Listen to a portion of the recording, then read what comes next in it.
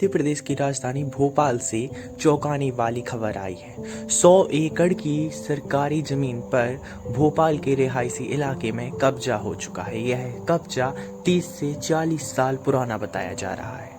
संपूर्ण जानकारी दूंगा। इससे पहले मैं मध्य प्रदेश के लोगों से यह सवाल करना चाहता हूँ कि जब भोपाल की जो स्थिति है वह एक राजधानी के तौर पर देखी जाती है, उसके बावजूद भी वहाँ पर ऐसी हालात हैं, अधिकारियों के द्वारा किए गए कार्य आपके सामने हैं, तो फिर छोटे जो ज़िले हैं, तहसील हैं, वहाँ पर क्या हालात होंगे?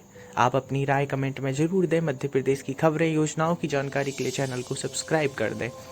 दरअसल मध्य प्रदेश के भोपाल में प्रशासन के नाक के नीचे कई एकड़ की जमीन दूसरों ने कब्जा ली। शासन के कई अधिकारी एक के बाद एक आए, अपने पद पर रहे।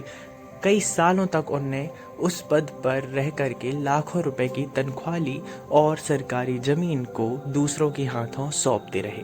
आखिर में पशुपालन विभाग के आग्रह पर 3 तहसीलदार, 3 आरआई और 11 पटवारियों की टीम ने सीमांकन किया तो जमीन का खेल खुला।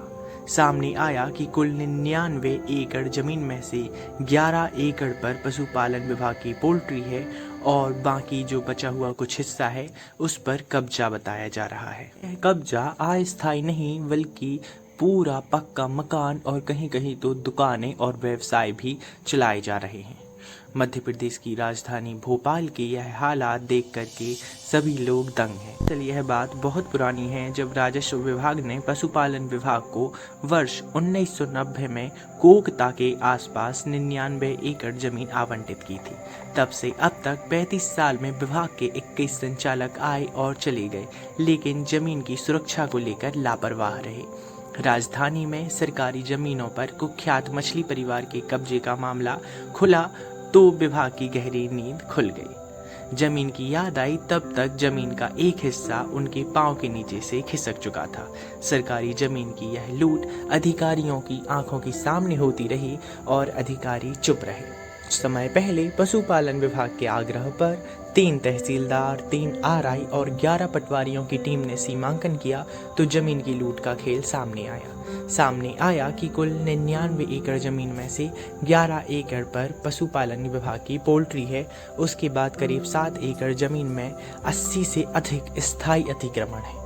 सोचने की बात यह है कि यह अतिक्रमण उन अधिकारियों के सामने होते रहे जो महीने में लाखों रुपए की तनख्वाह सरकार से लेते रहे।